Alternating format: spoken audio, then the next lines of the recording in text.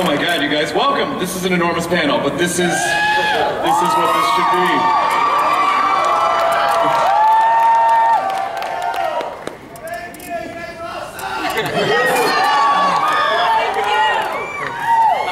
Just in case you didn't know before, that guy didn't even need a microphone, just to tell you. Thank you! Oh yeah, get a picture of that, Steve.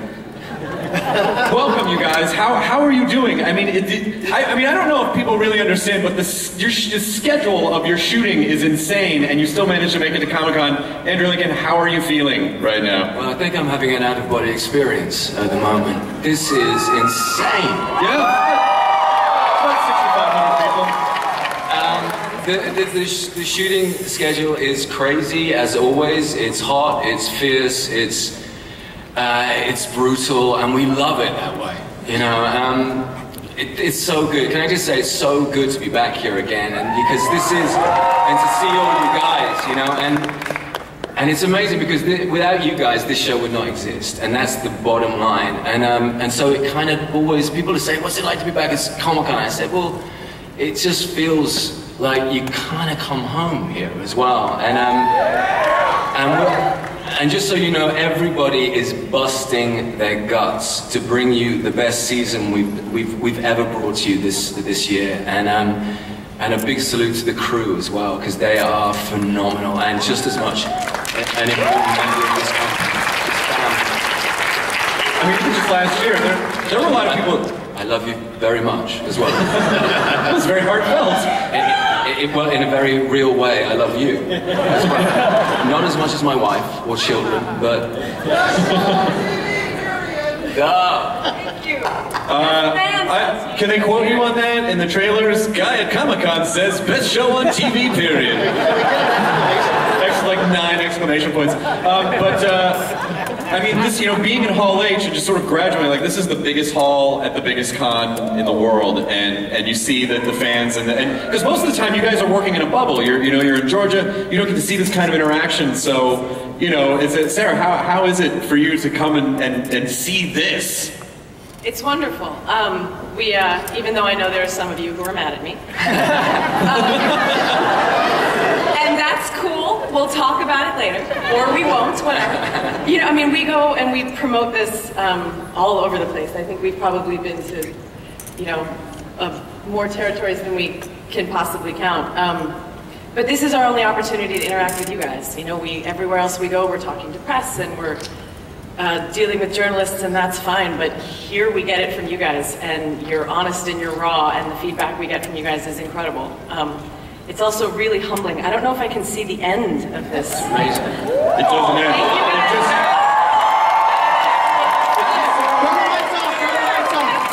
It just sort of blends into the horizon, like as far as you can see. It's intimidating. Hi to the stormtroopers in the back. I always, especially in this panel, I always wonder, like, if that girl got infected and became a zombie, like, how quickly could Hall H just turn like that? Like, how quickly would it spread? I'm sure there's a sim that you could run that would tell you the answer to that. The apocalypse starts at Comic-Con. Norman Reedus, Daryl Dixon, people...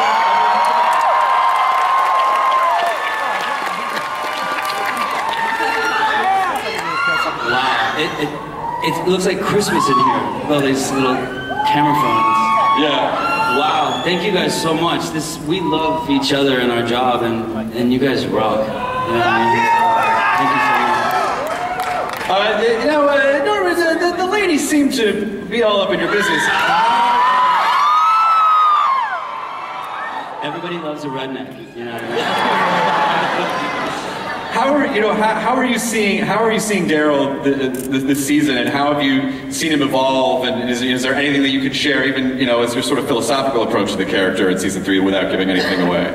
Well, I mean, he's a guy that's, you know, under the thumb of his big brother Merle, and you can imagine what that would be like. Out of that, being away from Merle, he's sort of finding himself needed and appreciated. And he's sort of making bonds with all these people, and he'd fight to the death for, you know, this group of people. And I think it means a lot to him. You know, Sophia meant a lot. And, you know, he's sort of finding his way. He's kind of growing up, you know. I don't know, I love playing him. I keep finding new things about him all the time. I love him so much. That's what the ladies are thinking right now. Love you back. Which nation? Oh, Geek Nation loves you. This is the freaking Geek Nation. What are you talking about? That's everybody. Laurie Holden, you're separated from the group now, so you have a whole separate thing that's going on. What is emotionally, what's Laurie going through at this point? I mean, what's Andrea going through? Laurie, I did the same thing to Steve Young. I called him Glenn on the show. I'm like, oh my god, I'm so sorry. I just watched I like your character. Thank you. I don't want to see that. At the end of season 2, I was saved by this wonderful woman, Michonne,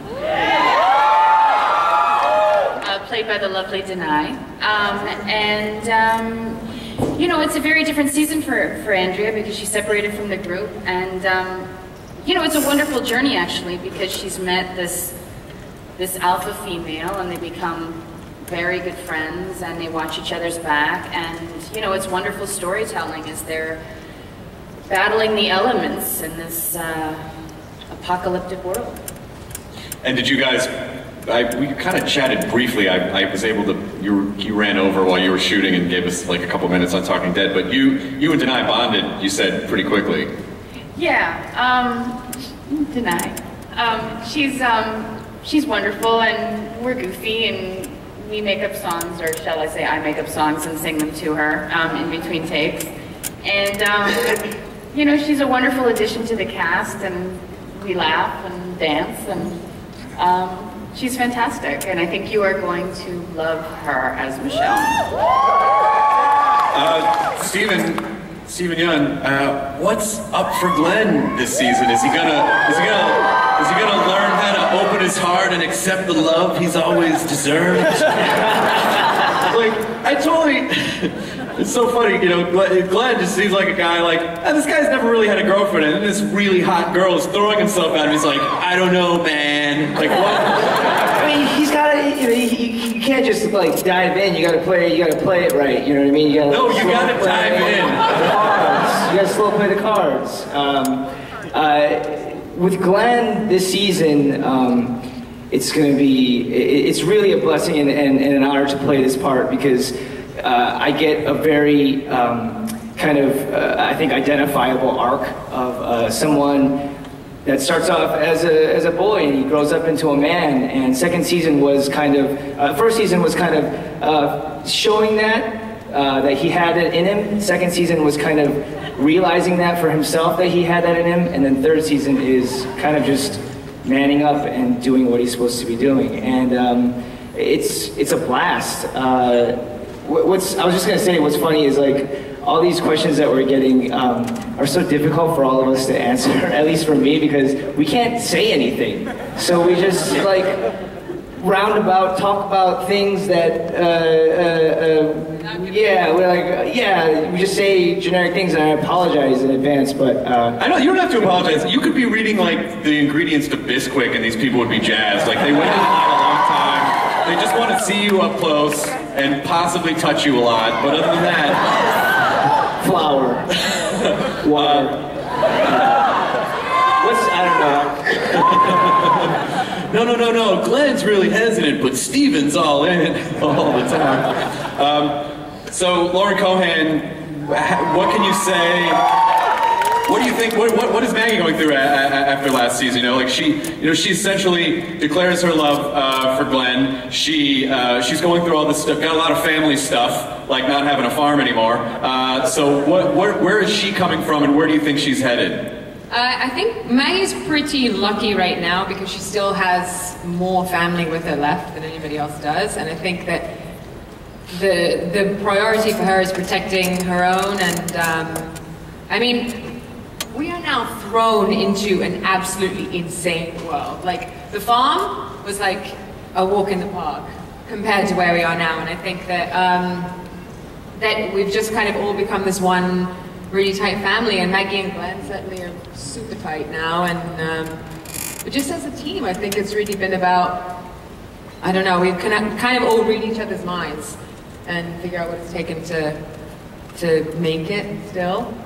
Well, I think, especially having coming off the farm and you guys are out in the woods and you're doing tick checks every day at the end of shooting, it's like, oh, you're going indoors in prison. This must be really cushy now. And Stephen was saying, no, it's, there's... No, you know what sucks? Air conditioning. I actually never thought we'd say this, but the air conditioning is like, we're complaining about being cold sometimes. Like, really? Okay, just rewind a minute. Yeah. Well, just for the prison though, just so people know, like, what we thought, like toiling in the heat, we thought going indoors and shooting indoors was going to be a cakewalk, but I think all of us have like the black lung now, or something like that. We all have the black lung. The black lung! We have like bubonic plague, it's great. It's good. Yeah. I want to welcome Denai to the panel this year. I mean, this must be amazing for you. Just give us a little glimpse of what your life has been like since we were able to announce that you had become this character that so many people were excited about seeing. What's your life like now? It's completely different, needless to say. It's amazing. I mean, I've been able to learn how to use a katana sword, which is just really thrilling and insanely fun, and I've been embraced by the most phenomenal group of TV makers ever. So, I mean, I'm really having a great time right now. And just like working with these guys has been really phenomenal. It's really kind of life imitating art, as Laurie was talking about. Like, they just embraced me with so much love that I had no choice but to really just open up and just feel warm and fuzzy all the time, regardless of the fact that I'm in an apocalyptic world. Because everyone, I'm sure your job. I'm sure it's an exhausting day that everyone has. But I think when I think about you in particular, you're certainly one of the most physical characters because you're swinging a giant sword and you're kicking things in the face. So, like, what does the end of your day look like when you come back from work? You know what? It's really all good. I mean, interestingly, I learned early on about the magic of going to this natural food store and getting all these really good, like, kind of like natural, like health supplement things, like cherries. I don't know if everyone knows this. Really good for the joints and the muscles. It's just cherries. You have to eat a whole bucket, so they actually make them into a little pill. So stuff like that really been just helping me like feel really good at the end of the day. A couple times I'm like, are we done? Are we done? No, just a couple more, So, I mean, I actually have really been enjoying it. And then there's times I'll just, you crash and you crash hard. But it feels good at the end of the day, actually. Now, I also want to welcome David Morrissey here, who's new to I kind of nerded out on you a little before. I was like, I love you were on Doctor Who. But David Morrissey, you're a phenomenal actor. What was it like to come into this sort of pre-existing, I mean, obviously Woodbury is a little separate for the time being, I would imagine, but what does it feel like coming into this show that already has such an iconic place in pop culture? Well, I came into the show as a fan. I love the show. I've known Andy for a long time, so when it came on in the UK, I was really glued to it, and I just loved it. And when the opportunity came to work on it, I was very excited. I knew it had a great cast, and I knew it had great writing and great production values, but the thing that it can never prepare you for is walking on a set and finding that it also has a fantastic crew. And it's a great family down there. It works, the set works really, really well. And people want to be there, people want to go to work and work on this show, and to join that team has just been such a privilege for me. So it's a blessing. I'm sitting here now in front of you, though, it's like I keep pinching myself. It's like amazing, and it's great to be a comic. I've always wanted to come to Comic Con. This is the first time, so to come for the first time and be sitting on the stage and answering questions about a show like this and being part of it, it's just a dream come true for me, so it's great. It's a good way to lose your Comic Con virginity, for sure. Have you noticed any major differences between, like, British productions, American productions? I mean, is the schedule, was it everything that you thought it would be, or were you just not mentally prepared for what this show would entail? The heat. Yeah. In the UK, we don't really get the heat like you get in Georgia. It's a very different type of heat, but it's still great. The show is what gets you through the day, really. But it's the production values. We do shows in the UK as well. I mean, as you say, I was in Doctor Who, and that's a very well cared for show. It's very similar to this show in the fact that it's made by people who really love it. They love their show and they're very proud of it, and they should be. And quite rightly, same here. So no, the only thing that's different for me is the heat.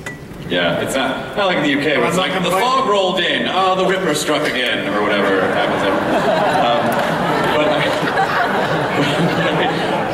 But But I know that, you know, you're certainly a character that people have been so excited about, like both of you, Denai and David. By the way, everyone should, oh good, you're already lined up. I don't tell people here.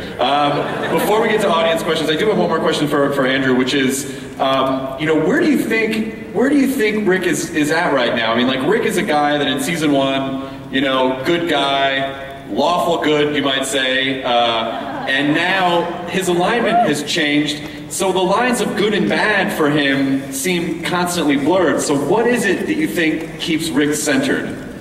Well, I think, I certainly think this season you meet him at a place where he's, sorry, I'm just trying to think this one through.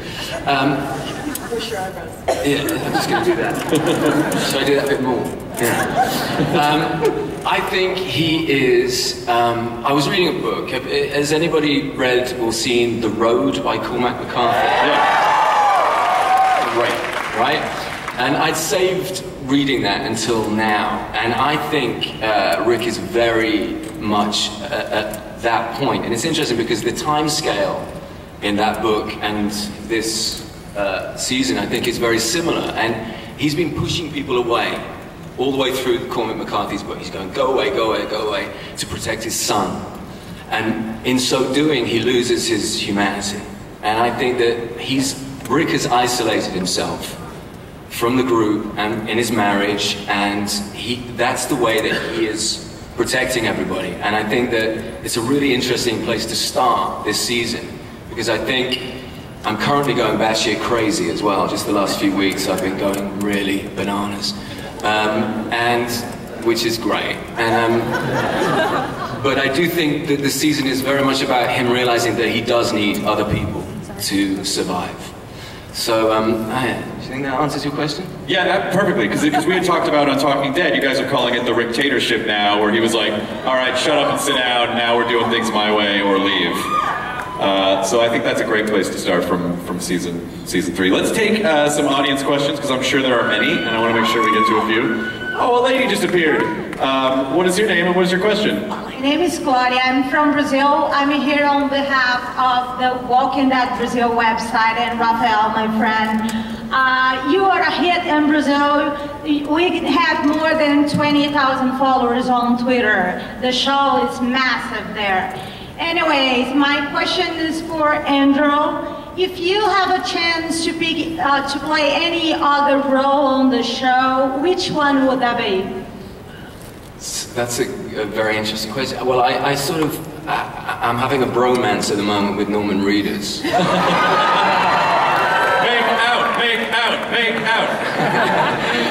But Carl is a great character, and I think that it's. I just want to say this about, he is such a gifted actor, and the stuff that he is doing this season is going to blow your mind. He is so talented. Chandler Riggs, yeah. And Chandler Riggs, and we are so lucky to have this kid. He makes choices that are way beyond his years, and he's been doing some magnificent work. So I think his journey this season is something that I'm watching very, very carefully, and it's a thrill. So yeah, maybe Carl. I think there's an interesting parallel between the actor Chandler Riggs and the character of Carl, and that you sort of really get the sense in both instances that, you know, kids are so resilient and they will adapt to whatever situation they're drawn into, because it's just how we survive. Yeah. And it seems like he's doing that as an actor and as the role of Carl. I totally agree, and he's having this extraordinary. Oh my God, that's weird. You. Whoa. Hey. My hat. Give me my hat. I missed my hat, by the way. I borrowed it for like a minute, and then I just took a picture and then I put it down. I'm sorry if I sweated in it. What is your name? Rick Grimes? I'm Carl, actually. Are you serious? Yeah, my name is No, Carl. seriously. Yeah. Are you messing with us? No, I'm dead serious. All right, okay. You can look me up on Facebook. I probably won't do that. Huge fan of the show. My question is for Mr. Lincoln and Miss Cohen. I'm wondering how you develop such convincing American Southern accents, you know, since you're both Brits. Jessica Drake. Mm-hmm. She's, Andy and I both work with the same, actually David now as well. We work with a really wonderful dialect coach, and we have Skype sessions every Sunday. It's kind of like church. And I think it's been about a few key exercises and then staying in it. Andy sets an amazing example. I mean, he's in his accent from the second he arrives until he leaves, and I think that's something I've learned is a really good way to go. And I don't know, the one thing you have to be careful of, when I first started, there are a lot of Teamsters involved and people in our crew that are from the South, and their accents are extremely strong, so when you actually first start practicing it, there's a danger of getting a real drawl, which is a complete exaggeration and not true to it at all. You just go sit in a Cracker Barrel for 4 hours. You'll pick it up real quick. How about you, Andrew? How did you adapt so well to the accent? Yeah, I think that we're lucky that we filmed down in the South, and the character, the dialect is of that area, and it's just the rhythms. If you live and work around people that are in the same sort of ballpark dialect, it really helps. And in fact, I'm like a sponge. I just sort of absorb sort of inflection, and it's also, I just love living and working in America, and it's been, I start my coffee shop people. I just want to big them up because my character is built on caffeine and tension. And that's Aurora Coffee Shop in Atlanta. They wanted me to wear a T-shirt, but anyway, why am I talking about this? They don't hear this silly voice that I put on for Comic-Con. They only hear the real dialect. So. Oh, that's cool. So you practice with it all day when you're... Yeah, I just kind of stay in dialect. Didn't they have to dial you back? They did. Yeah, they said that. I think it was Gail who actually came up to me and said, "Andy, dial it in. We don't want to have to subtitle you." Because I think me and John in that opening car sequence, when we're talking in the car, we went a little rural. A little bit rural. What did that sound like? Watch the first episode and you'll see. What is your name, sir? What's your question? My name's Ryan, and I wanted to ask the producers and the writers, there's a lot that you guys get away with on TV, but how did you get away with Andrea grabbing Shane? That was like full frontal, she just went for it, and it was intense. What's going on? First of all, it sounds like you were super way into it. How did you get that sweet Andrea and Shane action, man? She just got in there and worked it. It was my hand. You didn't show anything. You've seen what we did. It got cut.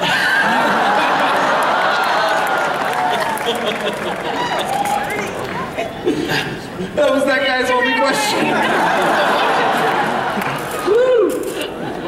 Hello. Hi. What's your name? My name's Vanessa.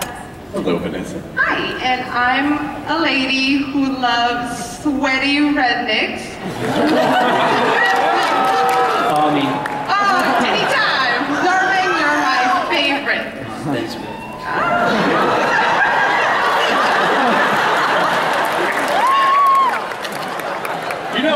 Norman's not really a sweaty redneck, though. You know that, right? No, I know. Okay. That makes it You're just saying no matter what. It doesn't matter. I'll take him. Okay, I used to host a dating show. I know how this shit works. Works for me. My question is for Robert. Are we ever gonna know the history of Daryl Dixon? I really appreciate that, so please. I love you. I will say, so here's the thing, the show doesn't necessarily like to look back. We don't like to go too far into flashback mode, but I will say there is a new game coming from Activision that features Daryl Dixon as a main character, and it's all about him and Merle in the early days of the apocalypse killing zombies. You will get to get inside the head of the guy you love and control him. Thank you very much. Next question. Hi. Hi. My name is Jessica, and I love Steven.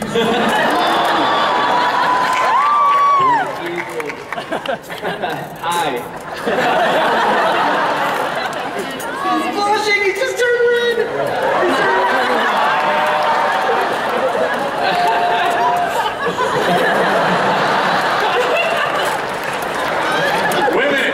How old are you?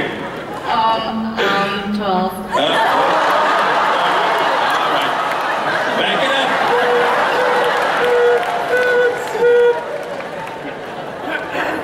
Anyway, it is very respectable to meet you, young lady. What is your question? My question is, if you're stuck in a real-life apocalypse, how do you think your chances of our surviving? Me personally, or all of us? I don't really care.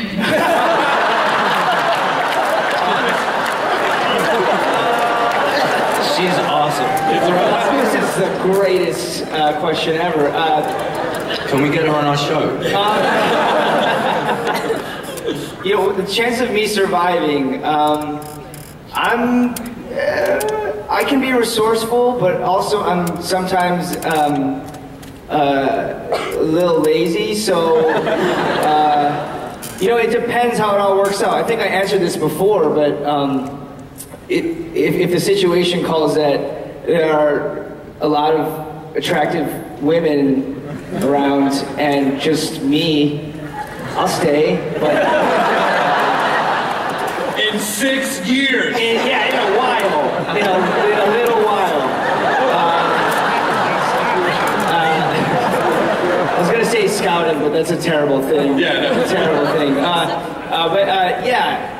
And if not, if there's just a bunch of bros, we'll just, you know, well, maybe I'll just lay down and let one bite me, so. There's your plan. You're like, what a sausage party here. See my face.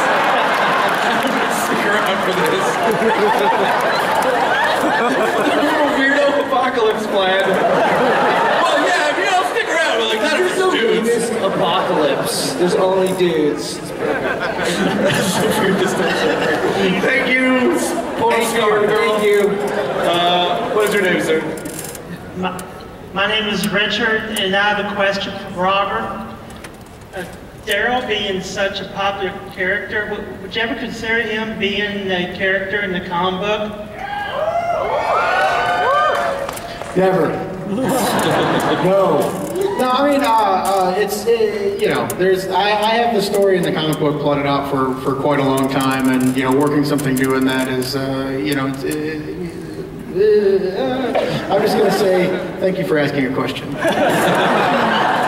You can't say. I mean, you know, without going into too much detail, but things, you know, we've talked before about things that happened in the comic book, and I go, wow, did you know, when did you think of that? And you're like, oh, that was 2 years ago. Like, you really mapped out the arc of the comics, you know, way in advance. Yeah, and I mean, I have, you know, a chance to, like, you know, change course and do different things every now and then, but for the most part, I'm working way ahead. Yeah. All right. Hi, what's your name and what's your question? Hi, my name's Madeline, and I'm also in love with Steven. Whoa. Well, we know your demographic now, Steve. And we know that you should not be allowed at Legoland. Thanks. Oh my God. I'm gonna just throw you into the Twilight panel.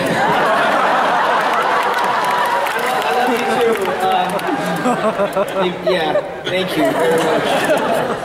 Man, I'm so red right now. What is your question, everybody? I was wondering who is most like the character in the show and who is the least like the character in the show. Okay, yeah, just really quickly if we go down, that's a good question. Let's start with Andrew. Well, I look a lot like my character. Sound just like it. Sound not so good. And I don't know, I mean, I wish, I mean, this is the joy of being an actor. You get to play people that you would never really be. And I love Rick, and for all of his faults and all of his strengths. And I don't think I'm anything really like him. You should probably ask, you know, my wife, TV wife. Well, yeah, I mean, in the sense of me being not your wife, I would hope I'm pretty different from Laurie in some significant ways. I imagine my husband and my real life daughter would prefer that I not be like her in some significant ways. His best friend. I think Kill your best friend, kill your best friend. Why'd you kill your best friend? That was basically season 1 and 2. Well done. Well done, yeah. Well, I don't think people hold you accountable for Lori's actions. I mean, but you know, I think it is a tribute to the level of acting on the show where people really assign that stuff to you guys as actors. You're like, how could you do that? And you're like, I'm playing a part. Oh yeah, I mean, the number of people who've come up to me and been like, I can't believe you slept with your husband's best friend, and I've like got my daughter and I'm in the grocery store and I'm like, I'm Sarah. I play a phone wrecker on TV. Oh, can you introduce Steven Yeun to my 12-year-old daughter? Oh, come on.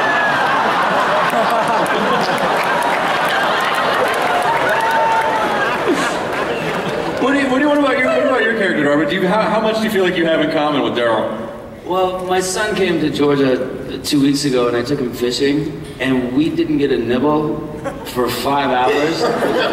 And somebody asked me, well, what'd you use for bait? And I said, old bacon that was in the fridge, thinking that everybody loves bacon. So, yeah, people and fish alike.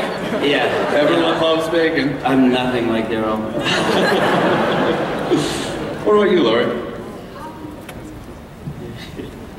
Well, Andrea's changed a lot on her journey. I think now, today, I think I'm probably closest to Andrea, personally. Yeah, so.